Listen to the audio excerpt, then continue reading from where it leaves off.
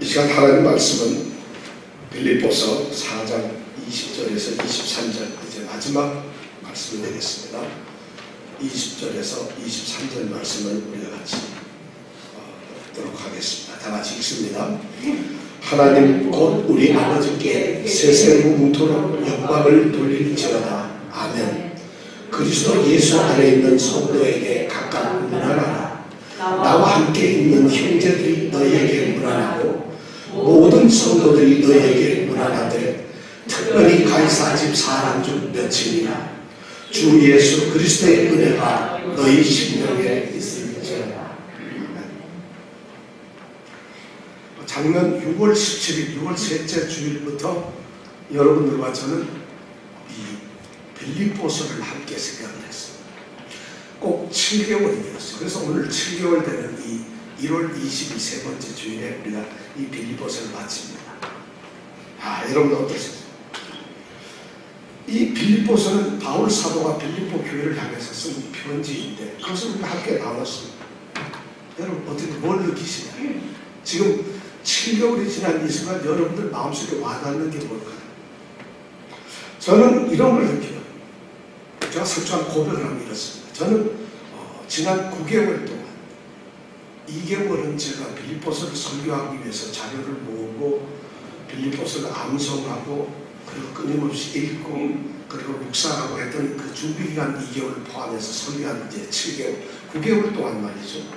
저는 편지를 쓰고 있는 바울 사도 그리고 그 편지를 받고 있는 빌립보 교회 이 사이를 오가면서 빌립보 교회를 향해서 살아있는 말씀을 통해서 마치 제가 빌립보 교회에 함께 살고 있다는 그런 생각, 그런 느낌을 저는 가지고 7개월 동안 살았습니다.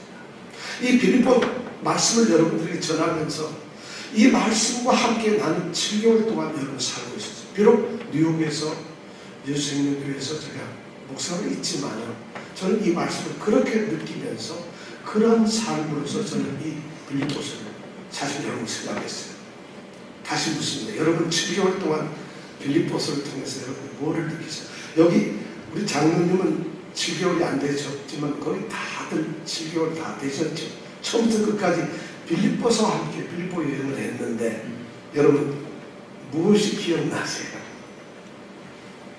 여러분들의 믿음을 위해서, 여러분들의 교회에서 공동체 생활을 위해서, 그리고 여러분들이 이 땅에서 믿음을 지키기 위한 참된 자세가 어떤 것인가를 이 빌립보서를 통해서 바울이 우리에게 들려주었던 그 말씀을 여러분 어떻게 생각하고 있어요? 그러는 거야. 주일날 한 번 예배 드리니까 또 지나면 새로운 설교를 또 하니까 그거 다 기억하면 머리가 뽀개져버려요. 그러니까 그냥 듣고 그때 좋은 말로 은혜 받았어. 그럼 끝이고 그 다음 또 잊어버리는 거예요. 안 잊어버리면 이거 복잡해지겠죠. 사실 말씀은 그러기 위해서 선포되는 게 아닙니다. 편지를 썼던 이유는 빌립보 성도들에게 정말 꼭 필요하니까 이렇게 살아야 된다는 것을 이야기하고 싶었으니까 또 그들의 문제를 정확하게 지적을 해주고 그들이 어떤 모습으로 달라져야 하고 그들이 지금 당하고 있는 위협과 위험 속에서 그 역경을 어떻게 이겨내야 되고 그들을 침범하고 있는 이 대적자들을 어떻게 대항해야 하는가 하는 그런 믿음에 굳게 서는 모습을 알려주고 있는 말씀이 바로 이 빌립보서인데 여러분들은 어떤 걸 느끼셨어요? 정말 여러분들에게 위험이 닥쳤을 때 정말 대항할 수 있는 능력을 가졌습니까? 하나님이 주시는 평강 가운데 진짜 기쁨을 누리셨습니까? 이 7개월 동안 이 말씀이 여러분들의 삶에 귀한 나침반이 되어서 갈 길 있어야 할 곳, 해야 할 일들을 여러분들에게 말씀해 주었습니까? 그거 혹시 기억나세요? 기억이 안 나시면 천만 다행입니다. 왜냐하면 제가 지금 처음서부터 1장서부터 4장까지의 말씀을 대략적으로 말씀을 해드리려고 그래요. 그러면 기억이 나실지 모르겠어요.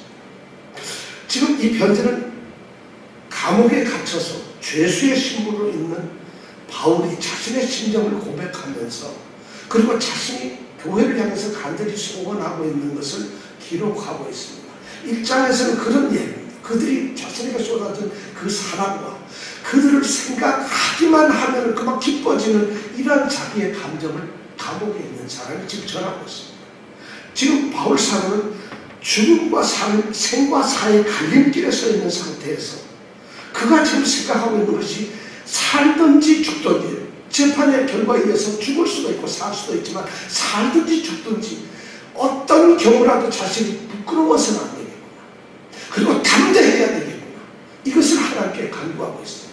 그러면서 그는 살든지 죽든지 내 모습이 하나님 앞에서 정말 담대해야 되고, 더 중요한 것은 그러한 가운데서 자기 자신 속에서 그리스도가 존귀히 되게 됩니다. 그리스도만 존귀히 하게 되다가 이것이 바울 사도가 간절히 바라는 것이었어요. 그러면서 빌립보 성도들을 향해서 그가 쓰는 말이 뭔지 아세요?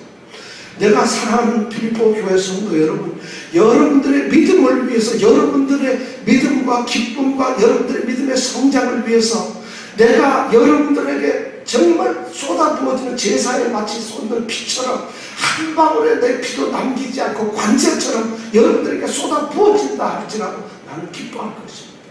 그러니 여러분들이 또 저와 함께 그런 일이 생긴다 하더라도 슬퍼하지 말고 기뻐해 주십시오. 이것이 바울 사도의 신념이었어요. 자기와 함께 기뻐해야 한다. 그리고 어떠한 환경에 있든지 기뻐해야 한다. 그러면서 바울 사도는 감옥에 있으면서 감옥살이에서 당하는 괴로움이나 외로움이나 고통을 단 한마디도 이야기를 하지 않습니다. 우리가 봤잖아요. 나는 지금 감옥살이 너무 고통스러워. 성도들아, 나를 위해서 좀 기도 좀 해봐. 내가 지금 어제는 밥을 못 먹었거든. 어제는 잠을 못 잤어. 왜 요즘에는 허리가 이렇게 아픈지, 요즘에 감기가 들렸어, 요새 머리가 띵해. 이런 말씀 한마디 없어요. 그런 감옥살이의 고통에 대해서 성도들에게 기도를 해달라고 하는 것이 아니라 오히려 밖에서 살고 있는 빌립보 성도들을 향해서 상황과 처지가 어떠하든지 거기에 위축되지 말고 주 안에서 항상 기뻐하라. 주 안에서 항상 기뻐하라. 그리고 그뿐만 아니라 오직 그리스도의 복음에 합당하게 생활하라. 이것을 이야기하고 있습니다. 이것이 감옥에 갇혀서 교회를 향해서 드린 하는 말씀일 수가 있을까요? 이것이 바로 성도 안에서의 사랑 아니겠습니까? 그리스도 안에서의 사랑이나 그들에 대한 간절함이 아니겠습니까?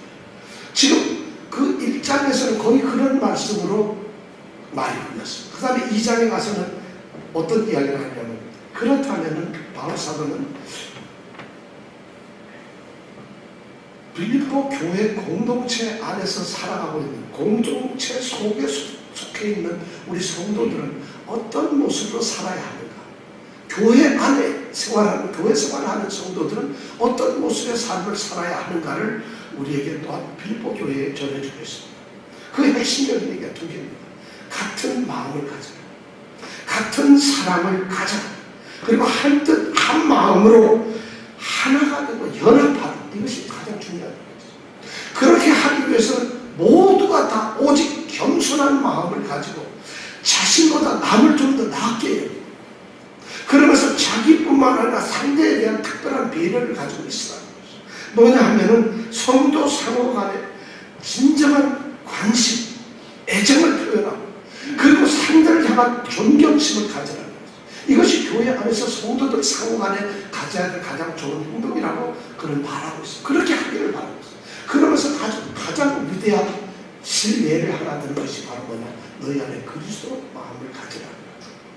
그리스도의 마음을 가져라는 거죠. 바로 그리스도, 그분이 이런 일을 하셨다는 거예요. 그분은 하나님이신데 하나님과 똑같은 권한이나 그 존재를 포기해 버리셨어요. 그리고 땅에 오셔 사람들의 모양으로 오셔가지고 사람처럼 되고 말았습니다. 이것을 우리가 성육신이라고 합니다. 그는 자신을 겸비하게 낮추셨어요. 겸손해지셨다는 거죠. 그는 지금 성육신이 위대한 구원의 일이라는 말을 하는 것이 아니라 그 말 대신에 그분은 겸손하신 분이었다는 이야기를 하고 있어요. 그뿐만 아니라 그분은 죽기까지 복종을 했습니다. 그리고 십자가에 죽으셨어요. 바로 그리스도의 성육신과 그리스도의 십자가가 여러분들의 모범이라는 것이죠. 또한 아울러서 그는 또 하나의 모범을 제시하는데, 디모데나 에바브로 리더와 같은 모범적인 성도의 사역과 그들의 헌신과 희생이 바로 여러분들의 모범이 될 수 있으니까 그런 성도들의 삶을 잘 지켜보라고 2장에서 그렇게 얘기합니다. 기억나시죠 여러분? 표정이 보니까 굉장히 기억나서 아멘 그러신 것 같아요. 기쁩니다. 7개월이 우리는 행복했어요. 그 다음에 3장에 가면 어떤 이야기를 하면 바울은 드디어 외부로부터 오는 이 대적자들 그리고 내부로부터 일어나는 거짓 가르침, 거짓 교사들을 경계하면서 참된 믿음의 모습, 참된 믿음의 자세가 어떤 것인가를 그들에게 말하고 있습니다. 구원을 얻는다는 것은 하나님께 의롭다 하심을 얻는다는 것은 율법에서 가르친 율법의 행위를 통해서 어떤 행위를 통해서 우리가 뭔가를 함으로써 인간적으로 성취할 수 있는 것이 아니다. 율법은 우리에게 구원을 가져다 두는 것이 아니고 오직 예수 그리스도를 믿음으로 말미암아 하나님께서 우리를 의롭다고 인정하시고 우리가 구원을 받는 것이다. 이것을 이야기했어요. 그런데 그 구원은 이 땅에서 우리가 이미 받은 성도로서 구원을 이루고 있지만 구원은 이미 받았지만 아직 완성이 되어 있는 것은 아니다. 구원을 우리는 이루어가고 있는 단계라는 것이죠. 그렇기 때문에 그 구원의 최종 목표는 그리스도를 향해서 그리스도를 얻으려고 하고 그리스도 안에 있으려고 하고 그리고 그리스도 안에서 내 자신이 발견되기 위해서 끊임없이 목표를 향해서 정진해야 된다. 믿음은 신앙의 삶은 가진 신앙을 스테이하는 것이 아니라 그 신앙을 유지하고 더 큰 신앙의 길로 나가는 것이죠. 그리스도에 대한 지식을 더 얻게 되고 그리스도에 대한 더 확고한 믿음을 가지게 되는 것이죠. 이것이 바로 참된 신앙의 모습이라는 것이죠. 그런데 교회 안에 거짓 가르침을 가르치는 사람들, 율법을 지킴으로써 할례를 받으면 마치 구원을 받을 것처럼 이렇게 얘기를 하는 인간적인 어떤 노력과 인간적인 성취를 가르치는 사람들이 있었어요. 그런데 바울 사도는 그들에게 분명하게 선을 합니다. 이 사람들은 자신의 욕심과 배를 채우는 그리스도 십자가의 원수들처럼 행하는 사람들이다. 그들의 결국은 무엇이냐? 영원한 멸망뿐이다. 너희들은 그래서는 안 되는 것이다. 바로 성도들은 누구냐? 하늘나라의 시민이다. 하늘나라의 백성이라는 것이다. 그래서 다시 오시는 구원하시는 그 예수님을 기다리면서 소망 가운데서 자기의 믿음을 지켜가는 사람들, 이 사람들이 바로 성도라는 것을 우리에게 3장에서 말씀해 주셨어요. 바로 참된 신앙의 모습은 그건 신앙은 살아있는 것이지 죽은 것이 아닙니다. 신앙이라고 하는 것은 명사가 아니라 정확하게 말하면 동사입니다. 신앙은 우리가 그냥 믿는 상태를 이야기하는 것이 아니라 믿는 행위를 말하는 것입니다. 바로 신앙은 그러기 때문에 성장해야 되고 자라야 되고 신앙은 좀 더 진실로 앞으로 나아가야 되고 높아져야 되는 것입니다. 자, 그리고 나서 4장에서는 드디어 바울 사도가 이제 말씀을 나누면서 어떤 이야기를 하냐면 이 땅의 성도 여러분들이 가장 큰 최고, 지상 최고의 하나님이 주실 수 있는 최고의 축복을 누리기를 바랍니다. 그리고 그 축복을 누리기 위해서 무엇을 해야 할 것인가를 알려주고 있습니다. 성도들이 바라야 하고 성도들이 간절히 원해야 하는 최고의 축복은 뭐겠어요? 하나님의 평강, 평강의 하나님. 하나님의 평강이 지혜와 너희들의 마음과 생각을 지키시는 것이고 평강의 하나님이 우리와 함께 있다. 이것이 최고의 축복이라고 이야기하고 있습니다. 그 예는 로마군의 예지. 빌립보 성을 중심으로 해서 빌립보 성은 로마 식민지니까 이 성을 지키기 위해서 로마 군대 수비대가 성막을 지키고 있어요. 그래서 그 성막을 지키고 있기 때문에 바로 하나님의 평강의 하나님이 이 수비대처럼 당대 최고 어떤 군대를 이겨낼 수 있는 그 군사처럼 하나님의 평강, 그보다 더 큰 하나님, 지각에 넘치는 뛰어난 하나님의 평강이 여러분을 지킬 거예요. 이 은혜를 사모하라고 얘기했어요. 그럼 그 삶을 누리기 위해서, 평강을 누리기 위해서 하나님의 평강의 하나님을 내가 모시고 살기 위해서 어떻게 해야 되는가? 그리스도 예수 안에 있어야 한다. 그리스도 예수 안에 있어야 한다. 그래서 바울사도가 4장 1절에 보면 뭐라고 하냐면 주 안에 굳게 서라. 그리스도 안에서 굳게 서라. 그럼 주 안에 굳게 서 있는다는 것이 어떤 것일까요? 그 다음부터 이야기를 합니다. 첫 번째는 주 안에서 같은 마음을 품으라. 그 다음에 주 안에서 성도들끼리 서로 연합하고 서로 도와주라. 그 다음에 항상 기뻐하라. 그리고 여러분들이 모든 성도를 향해서 항상 관용의 마음으로, 관용의 태도로 관용을 보여줘라. 그리고 그 다음 얘기하는 것이 뭐예요?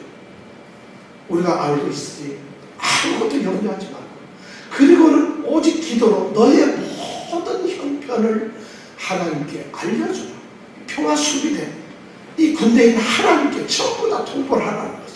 무슨 일이 생기면은 그걸 안고 끙끙거리지 말고, 너희들이 그것을 갖고 붙들고서 이기려고 하지 말고, 성도로서 가지고 있는 그 상황 속에서 그걸 헤쳐나가려고 하지를 말고, 그 모든 것을 들고 평강의 하나님께 가라는 거죠. 안을 기도하라. 기도의 생활하라. 그 다음에 뭐였습니까? 너무 잘 아는 대로 그리스도의 삶을 너희들이 살면은 그렇게 살아서는 평강의 하나님이 있지 않다는 것입니다. 뭐냐? 삶을 살아가면서 자신이 누구인가를 늘 생각하라는 것입니다. 무엇입니까? 여러분이 아침에 일어나서 나는 하나님이 택한 예수 그리스도의 사람이다. 이 땅에서 성도다. 그리스도인이다. 이거 생각하시는 분 있으세요? 아니 일주일에 한 번씩 생각하세요. 예배 드리러 올 때 나는 하나님 자녀다. 하나님께 예배를 드리고 하나님의 사랑을 받고 선택을 받은 자녀다. 이런 의식과 생각을 가지세요. 대통령 비서실에 근무하면 말이죠. 아침에 출근할 때 나는 대통령을 위해서 목숨을 내놓고 총탄이 날아오면 대통령이라 내가 받겠다는 이런 의식을 가지고 출근합니다. 그게 그 신분 의식이에요. 군인들 아무 생각 없이 보초를 쓴다고 해서 누가 오더니 말이에요. 그러면 안 되잖아요. 바로 항상 깨어있어야 자신이 누군가를 생각하면서 그러한 하나님의 성도로서 성도는 어떤 삶을 살아야 되는가를 생각하면서 살아요. 그것이 우리는 뭐예요? 제발 생각 좀 하면서 삽시다. 생각하지 않고 사는 사람, 그 그리스도인 아닙니다. 죽은 물고기예요. 교회의 가장 심각한 문제가 바로 그거 아니었어요? 70억, 80억의 그리스도인들이 있으면 뭐합니까? 자신이 그리스도라는 의식조차 없이 습관적인 처치고가 되는 겁니다. 그게 무슨 소용이 있어요? 주님께서 그런 사람 만들려고 십자가에 돌아가셨어요. 주님께서 그런 사람 복 주시고 구원을 하기 위해서 이 땅에 오셨나요? 그러니까 지금 하나님의 평강의 하나님이 있기 위해서 중요한 것은 뭐냐? 자신이 누군가를 늘 의식하면서 어떤 삶을 살아야 되는가를 생각하고 살아. 이것이 바로 4장 7절입니다. 생각하면서 반절에 넣었어요. 그 다음에 마지막으로 그가 권면했던 게 뭘까요? 그렇게 살면서 생각만 하면 안 된다. 그럼 생각하고 사는 것이 아니라 생각을 하면서 하나님 말씀 가운데서 우리에게 빌립보 교회를 향해서 했던 말씀 뿐만 아니라 고린도 교회를 향해서 했던 말씀, 모든 성도들을 향해서 했던 이 성경 말씀대로 배우고 받고 듣고 본 바를 행하라는 거죠. 실천, 말씀대로 살아라는 거죠. 그럴 때에 평강의 하나님이 여러분과 함께 할 것이다. 이것이 바로 4장의 대표까지의 요약입니다. 빌립보 말씀은 바로 이런 것이었어요. 오늘 여러분 빌립보 4장 이 전부 다 105절에 해당하는 이 말씀을 여러분 지금 한 20분 사이에 다 설명을 들으셨어요. 이것이 빌립보 서에 나오는 말씀이죠. 그러면서 바울이 결론적으로 자신은 감옥에 있지만 자족하고 있다. 왜냐하면 자기는 배가 고파도 배가 불러도 풍부해도 궁핍해도 비천해도 어떤 상황에서 자기는 자족하고 너무 평강을 누리고 있다는 거죠. 왜냐 너희들이 나를 도와줬기 때문에. 그리고 나는 그런 훈련을 받았기 때문에. 그리고 무엇보다도 나는 이 모든 것이 내게 능력을 주신 자 안에서 내가 할 수 있겠다는 그런 고백을 하고 있어. 그러면서 빌립보 성도들이 자신을 도와준 것에 대해서 감사를 합니다. 정말 간절히 감사합니다. 그러면서 이야기하기를 나에게는 모든 것이 안 도와줘도 되는데 도와줘서 고맙다. 그런데 바로 그 나를 도와주셨던 하나님이 나에게 그런 필요를 채웠던 빌립보 성도들의 필요를 동등하게 영광 가운데서 풍부한 대로 풍요한 대로 채워주시길 간절히 바랍니다. 하나님이 채워주시길 바란다고 이렇게 간구를 하면서 이것이 바로 19절까지의 말씀이었어요. 이제 20절 들어와서 드디어 바울 사도는 자신의 편지를 마감을 합니다. 이 편지를 끝냅니다. 이 편지를 보면 보통 그 당시에 사회나 교회에서 일반적으로 편지를 끝낼 때 마지막 쓰는 말이 오늘날도 그렇습니다. 안녕히 계십시오. 또는 행운을 빕니다. 뭐 이런 것이 편지의 일반적인 건데 바울 사도의 편지의 이 형식 13개 적어도 바울 사도의 서신을 보면 거의 다 동일한 패턴입니다. 아주 동일한 것을 오늘 읽은 이 말씀처럼 바울 사도는 자신의 서신을 이렇게 마치고 있어요. 왜냐하면 이것이 성령께서 자기에게 주신 성도를 향한 마음이기 때문에 이렇게 쓰고 있는 것입니다. 이 바울의 서신 오늘 이 마지막 이야기고 겨우 4절밖에 안 되는데 이 4절의 짧은 작별 인사송에 보면 너무나 중요한 의미심장한 말들이 용어들이 지금 여기서 사용되고 있습니다. 우리가 여기서 보는 것은 하나님 우리 아버지. 여러분 우리는 이걸 너무 쉽게 생각하는데 얼마나 이 말 속에 엄청난 것이 숨어 있는지 모르는 하나님 그분 우리 아버지, 하나님 우리 아버지, 영광, 성도, 형제들, 주, 예수 그리스도, 은혜 이런 말들을 말이죠. 우리가 너무 식상할 정도로 들어서 우리가 그 감정이 무뎌져서 그런 거지. 이런 말씀 하나하나가 보면 기독교의 가장 핵심적이면서도 가장 소중한 말씀을 인사의 말씀 속에서 쓰고 있다. 이 짧은 말씀 속에서. 자, 첫 번째 바울 사도가 이 편지를 마감하면서 쓰는 첫 번째 말씀이 뭐예요? 20절 말씀. 다 같이 한번 읽어볼까요? 시작.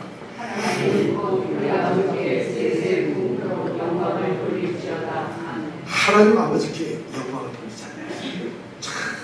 우리도 그러니까 뭐 하나님의 영광에 우리도 하나님의 영광을 돌리는 삶을 살아야 돼. 우리가 이렇게 말하잖아요. 바로 이런 그런 말씀을 하는 분들은 성경을 굉장히 잘 알고 있는 분이고 성경대로 살려는 분이죠. 그러다 보니까 옆에서 한 번도 안 한 사람도 교회 다니면 저렇게 인사하는 거고 저게 멋있는 말이구나 해서 뭔지도 모르고 하나님께 영광을 공을 차서 골 하나 넣어도 하나님께 영광을 어떻게 해서 로또가 당첨돼도 하나님께 이건 아닌지 모르겠네. 하여튼 뭐 영광을 우리 그리스도인이 영광 때문에 걸렸어. 자, 여기서 위대한 말이 뭐냐면 하나님 곧 우리 아버지. 하나님 우리 아버지. 하나님 우리 아버지. 19절에는 바울 사도가 이랬어요. 나의 하나님이 그리스도 예수 안에서 그 영광 가운데 그 풍성한 대로 너희의 모든 것을 채우시리라 하고 나의 하나님이라고 불렀는데 20절에 와서는 하나님 우리 아버지라고 하나님을 살짝 다르게 부르고 있어요. 바울 사도의 모든 쓸 것을 공급하고 바울과 함께 동행했던 바울은 그 하나님을 이제는 우리의 아버지 하나님으로 표현을 하고 있다는 거죠. 너무 놀라운 말이에요. 그전까지 나의 하나님이라 하던 사람이 바로 우리의 하나님 아버지라고. 이게 뭐냐면 바울의 하나님은 이제 빌립보 성도의 하나님이고 우리 모두의 하나님이시고 그분이 바로 아버지라는 거예요. 하나님이 아버지가 되셨다는 얘기는 우리는 바로 그 한 아버지를 둔 형제라는 말이고 한 가족이라는 말이 이 안에 들어있어요. 하나님 우리 아버지. 무엇보다도 중요한 것은 하나님 그분이 나의 아버지가 되세요. 나의 부권적인 사랑과 나를 보호하고 한 가정을 책임져 주시고 나의 모든 것을 지키시는 아버지가 되셨다는 것이죠. 그것이 바로 하나님 아버지. 그래서 주님께서도 마태복음 6장 9절에 보면은 기도를 주기도문을 가르칠 때 뭐라고 하죠? 제일 처음에 뭐라 하죠? 주기도문 시작. 하늘에 계신 너네 아버지, 하늘에 계신 우리 아버지. 바로 하나님 우리 아버지께 세세 문문토록 영광을 돌리시오. 아멘. 바로 하나님 우리 아버지라는 말씀입니다. 하나님 아버지께 뭐를 돌려야 돼요? 영광. 여러분 영광이 뭐예요? 영광이 뭐예요? 우리 이장로님은 교회 이름이 영광교회 수십 년 단, 십수년 단 했으니까 영광. 자, 영광이 뭐예요? 영광. 성경에 영광만큼 나오는 하나님의 영광이 뭐예요? 영광. 우리 잘 쓰잖아요. 근데 갑자기 모르시는 것처럼 이렇게 가만히 계세요. 영광이 뭐예요? 영광은 하나님 자신이에요. 하나님의 그 거룩성, 하나님의 그 광채, 하나님의 그 모습, 또는 하나님이 가진 그 존귀함, 그 하나님의 모든 것은 영광이라는 거예요. 그러니까 우리는 하나님의 영광에 나타나셨다. 여러분, 하나님이 나타나셨다는 거고 하나님이 영광 중에 나타나셨다는 건 가장 존귀한 모습이다, 이런 뜻입니다. 영광은 하나님 자신이자 하나님이 가지신 모든 것을 영광이라는 말입니다. 그러니까 신성한 광채, 그의 권세, 능력, 존귀, 이 모든 것은 다 영광이라, 하나님 자신의 영광이라는 거죠. 그걸 뭐라고 그랬어요? 여기 보니까 영광을 어떻게 돌릴지어다. 우리가 주는 하나님의 영광을 돌릴지어라는 건 하나님께서 돌려준다는 게, 나한테 올리는 걸 하나님께서 돌려준다는 건가요? 성경 원문에 보면 하나님 우리 아버지께 세세무궁토록 영광을 돌릴지어다 이렇게 기록이 되어 있지 않아요. 원문에는 번역을 하면 이렇게 되어 있습니다. 하나님 우리 아버지께 영원까지 영광, 아멘, 이렇게 되어 있어요. 뭘 돌린다든가 뺏는다든가 드린다든가 이런 말이 동사가 있지 않고 그냥 하나님 우리 아버지께 영원까지 영광이, 아멘, 이렇게 되어 있어요. 그런데 우리는 번역하기를 돌린다고 되어 있어요. 그래서 이 돌릴지어다, 하나님께 영광을 돌립니다, 이 말 때문에 우리가 오해를 너무 많이 하고 있어요. 마치 우리가 어떤 일을 함으로써 우리가 하나님이 가지고 계시지도 않고 하나님께 있지도 않은 영광을 마치 우리가 어떤 일을 함으로써 이루어냄으로써 우리가 뭐를 실천함으로써 영광을 갖다가 드리는 것처럼 얘기를 한다는 거죠. 이건 하나님께 영광을 돌린다는 말이 아닙니다. 영광은 바로 하나님이 자신이 가지고 있는 자신이에요. 그걸 우리가 무슨 영광을, 하나님께 뭘 드려요? 하나님이 영광인데. 그런데 우리가 그렇게 말을 하고 있어요. 그럼 뭐라고 말을 해야 돼요? 그러니까 하나님께 영광을 드립니다. 영광을 바칩니다. 이렇게 말하는 것이 아니라 우리는 드리거나 바치는 것이죠. 그럼 우리가 할 수 있는 거예요. 하나님 그분의 영광이니까 그 영광을 인정하고 찬양을 하는 것이거든요. 하나님 영광을 찬양합니다, 이래야 되는 것이 영광을 드립니다. 그러니까 번역 옛날 어른들은 이 돌릴지라는 말이 그런 의미로 썼어요. 그런데 우리는 돌릴지라고 하는 이 성경 번역의 처음 의미를 오늘날 안 쓰다 보니까 마치 우리가 하나님은 가만 계신데 내가 슛해서 베트남이 요르단을 이겼어. 그러니까 하나님께 영광을 바칩니다. 하나님은 영광이 오르는 거하고 무슨 관계야? 이 말은 뭐냐면 우리는 하나님은 그냥 적극적 시인해요. 우리가 무엇을 함으로써 무엇을 이룸으로써 하나님이 영광을 되는 것도 영광을 얻는 것도 영광을 소유하게 되는 것도 아닙니다. 하나님 그분 자신이 영광이고 이미 영광스러운 것이에요. 영광이신 분이에요. 그분은. 그러니까 우리가 영광을 한 것이 아니에요. 그러니까 우리가 그냥 기도할 수 있는 것이 그러면 하나님의 영광을 찬양합니다. 하나님의 영광을 높입니다. 하나님의 영광을 제가 인정합니다. 하나님의 영광, 이렇게 하는 거예요. 이렇게 말해야지 뭘 드리는 것처럼 하지 마세요. 그런데 우리는 아직까지도 그런 생각을 가지고 있어요. 세세무궁토록 영원토록, 과거에도 어느 한 시대, 어느 한 시점 또는 지금만, 아니면 먼 미래 어느 시점에만, 아니면 이 세상이 완전히 멸망되고 천상 하늘 나라에서만 하나님의 영광을 돌리는 것이 아니라, 올려드리는 것이 아니라 하나님의 영광은 처음부터 끝까지 하나님 자신에게 있었던 것이죠. 바로 그렇게 하나님을 본다는 거예요. 그리고 아멘이라는 말은 여기에서는 그렇게 되기를 원하나이다, 이런 말이 아닙니다. 이 말은 뭐냐면 저 인정합니다. 저 그렇게 믿습니다. 저 확신합니다. 이렇게 말하는 거예요. 그럼 여러분 이 말을 어떻게 번역하면 제일 좋겠어요? 자, 하나님 우리 아버지께 세세무궁토록 영광이 있을지어다, 아멘. 이것을 어떻게 번역할까요? 자, 누가 번역해 보세요. 이건 뭐 한국말인데 번역, 지금 이 말을 의미라고 어떻게 말합니까? 그래서 저는 이렇게 바꿔봤어요. 그러니까 하나님께 우리는 영광이 영원하기를 비는 것도 아니고 또 하나님께 영원토록 영광을 빌어드리는 것도 아니고, 이 말을 이렇게 바꿔줘야 돼요. 하나님 우리 아버지의 영광을 영원토록 찬양합니다. 이렇게 우리가 말합니다. 그리고 나는 그걸 믿습니다. 아멘이라는 말, 그런 말을 써요. 이렇게 해야 되는데 우리는 하나님 우리 아버지께 영원토록 영광이 있기를 빕니다. 그렇게 되기를 빕니다. 안 빌어도 돼요. 제발 빌려고 하지 마세요.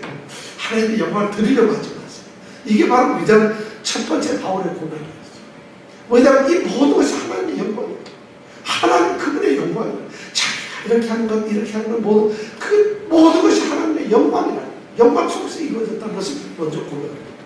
자, 두 번째 한 것이 뭐냐면 21절, 22절에 나온 성도들 사이의 문안, 성도들 사이에서 문안의 말씀입니다. 바울은 여기서 21절, 22절에서 예수 믿는 사람들을 성도라는 말로 표현을 하고 있어요. 그리고 형제들이라는 말로 표현을 하고 있습니다. 자, 성도라는 말은 세상에서 그리스도 안으로 구별된 무리들, 사람들을 성도라고 합니다.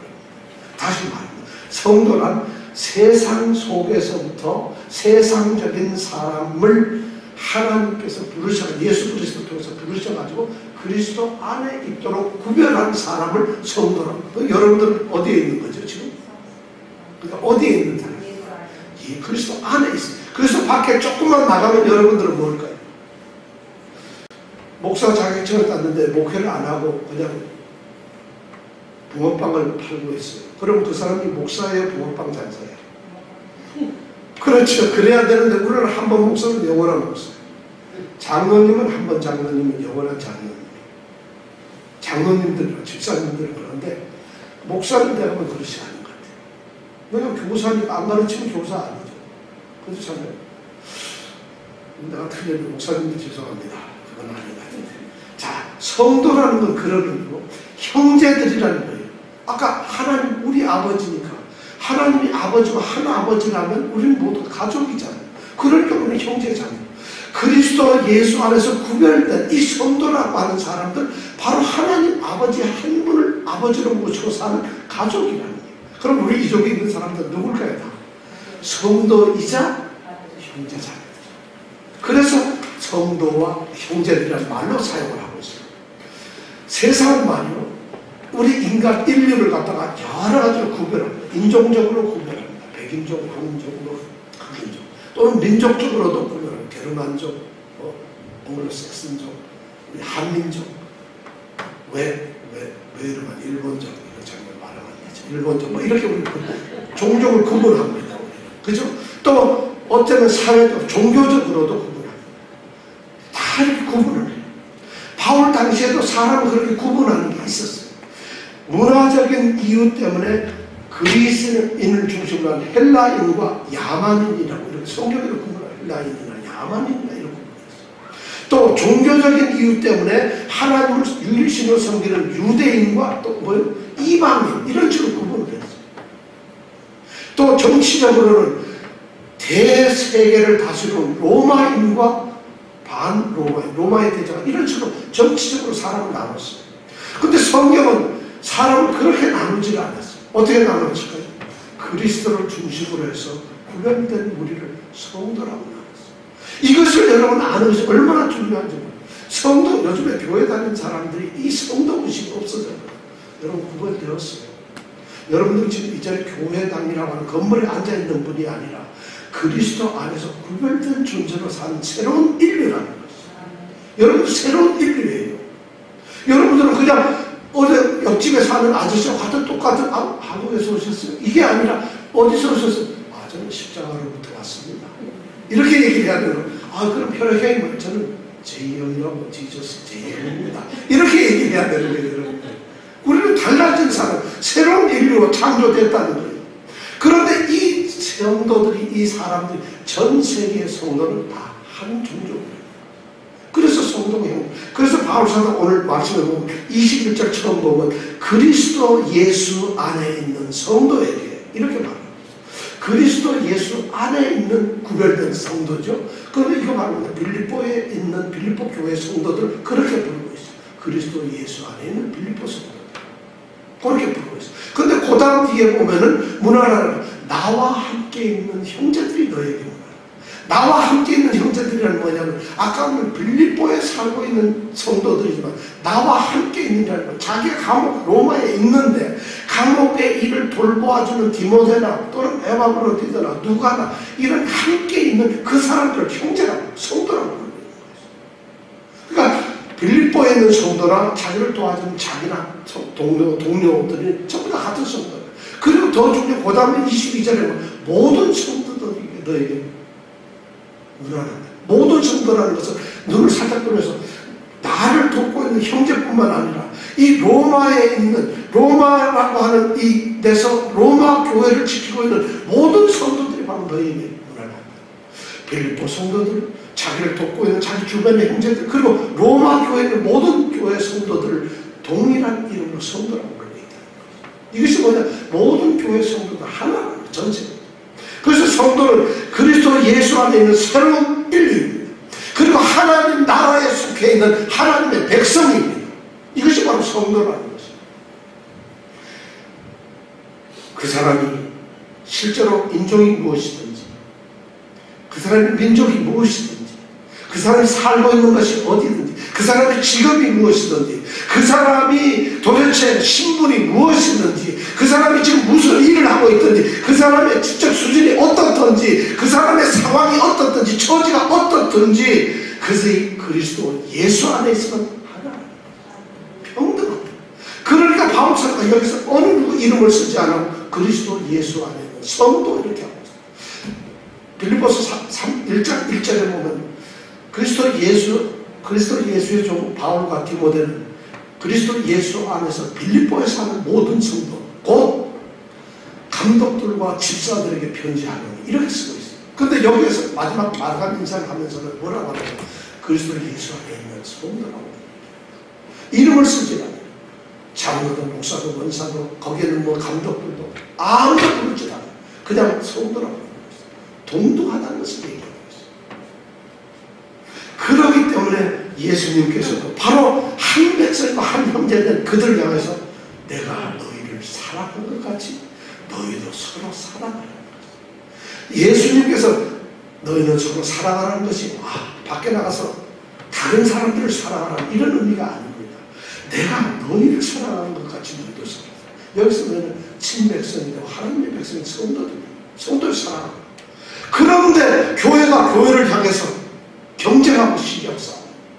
교단과 교단이 그렇게 싸우고 있어요. 나라와 나라에서 이쪽에 그리스도인과 이쪽에 그리스도인이 축구를 들고 같이 싸우고 있어요.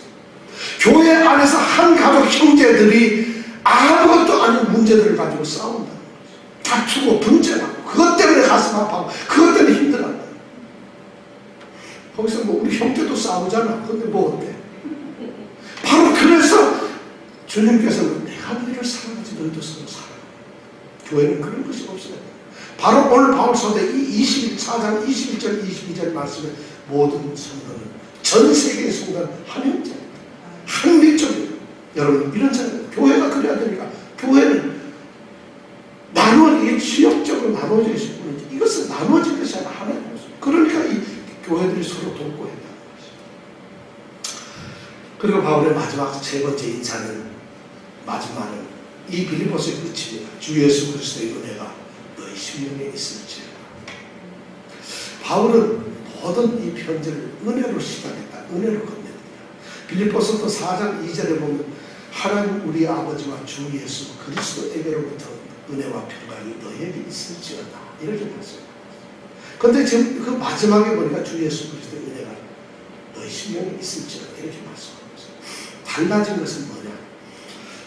1장 2절에 처음 인사에서는 하나님 우리 아버지와 우리 주 예수 그리스도에게로서 해서 하나님 아버지와 예수로서 같이 말하는 은혜의 소유자로 말씀을 하고 있는데 결론에서 나중에 인사 마지막 이 엔딩 멘트에서는 주 예수 그리스도의 한 분만을 말하고 있어요. 왜 그랬을까요? 근데 다른 서신서도 이렇게 보면 한두 개를 빼놓고 전부 다 주 예수 그리스도의 은혜로 주 예수 그리스도만 말을 하고 있어요. 결국 뭔가요? 주 예수 그리스도가 하나님과 동등한 권한을 가지신 하나님이라는 것이죠. 그래서 그런 권위도 있고 그런 권한을 가지신 분이기 때문에 한 분만을 얘기하고 있다는 것이죠. 하나님이 없다는 것이 아니라 주님을 그렇게 높이고 있다는 것이. 그러면서 이름을 갖다가 주 예수 그리스도라고. 주 예수 그리스도. 이 말을 우리가 너무 많이 들었어요. 주 예수 그리스도. 주가 뭐예요? 주. 진로? 백화? 아니면 마티니? 뭐 주가 뭐예요? 주. 주는 뭘까요? 주라는 단어는 말이죠. 구약에서는 하나님께서 자신의 이름을 말씀하셨는데 자신의 이름은 야훼, 여호와라고 말씀하셨어요. 알려주셨어요. 하나님 이름이 도대체 뭐예요? 그랬더니 자신의 이름을 여호와라고 알려주셨어요. 그런데 이스라엘 백성들은 너무 존귀하고 어미하신 하나님의 이름을 감히 부를 수가 없어요. 너무 하나님이 경외의 성을 가지고 하나님을 그렇게 이름을 불러서는 안 돼요. 그러니까 하나님 이름을 쓰지를 못하고 부르지를 못했어요. 참 믿음이 대단한 사람이에요. 그런 경외의 성 때문에 여호와, 야훼라는 글을 쓰지 못해요. 그래서 하나님이라는 이름을 써야 될 때는 야훼라는 말 대신에 아도나이라고 하는 주인이라고 하는 나의 주권자라고 아도나이라는 단어를 썼어요. 감히 하나님이라는 여호와라는 이름을 못 썼다는 거죠. 우리도 그랬죠. 어려서 감히 아버지 이름을 얘기할 때는 무슨 뭐 자짜 이런 거 잘 붙여야 돼요. 그냥 얘기하면 이 못 배운 놈이라들. 이스라엘 백성 우리하고 문화가 너무 비슷해요. 이 유대인들은요. 그래서 우리는 성경을 이해하는데 세계에서 1등입니다. 유대인보다 더 우리는 성경을 잘 이해할 수 있어요. 문화나 생활 습관이나 전통이 너무 똑같아요. 오히려 하나님께서 그 하셨던 그 말씀이 우리나라 사람이 더 잘 맞아요. 그들보다. 그들은 아버지를 위해서 죽는 신용을 안 하는데 야곱의 자식들 보세요. 아버지 뻗대잖아요. 우리나라 사람은 옛날에 뭐 아버지한테 무조건 죽었어요. 그죠? 우리는 훨씬 더 성경적인 종족이에요. 축복받은 백성이죠. 근데 바로 이 주라는 이스라엘 백성들은 여호와라는 이름을 못 쓰고 주라고 하는 이 아도나이라는 단어를 썼어요. 그것이 신약시대에 와가지고 주라는 단어 퀴리오스라고 하는 헬라어로 바뀌었어. 번역을 했어요. 그래서 주라는 이 주라는 말은 주인이다. 나의 왕이다. 그러니까 주님 이럴 때는 무슨 말이죠? 나의 주인이다. 그럼 주님이 예수님이 나의 주인이면 나는 뭐예요? 종리는이다. 종리는이다. 그렇죠? 그러니까 우리가 주님이라고 이 말을 할 때 주님 큰 영광 받으소서 이럴 때 주인님 이 종리는이 지금 영광을 올리는 이런 찬양하는 이러는 거예요. 그걸 가지고 우리는 쉽게 얘기해서 예수는 그리스도, 예수는 주가 바로 주인이란 말이에요. 바로 우리가 그래서 주라는 것이 예수님의 이름을 부를 때 주라고 부르는 것이죠. 그 다음에 주예요. 이 주라는 말에는 예수님 그분은 하나님이시고 바로 우리의 주인이시라는 이런 의미가 바로 주라는 것이에요. 그 다음에 예수라는 말은 사람으로서 이 땅에 오신 그분의 이름이 바로 예수예요. 우리 모두 이름이 있죠. 여러분 이름 없는 사람은 장윤정 있잖아요. 이름 이뻐요. 윤정. 자, 장윤정이 예수님도 그 당시 이름이었는데 참 이름이 그 당시에 제일 흔해 빠진 이름이 예수였다는 거예요. 요즘으로 말하면 안 무슨 수 이런 이름 같은 거. 뭐 그런 무슨 자 이런 거 들어가는 거죠. 옛날에는.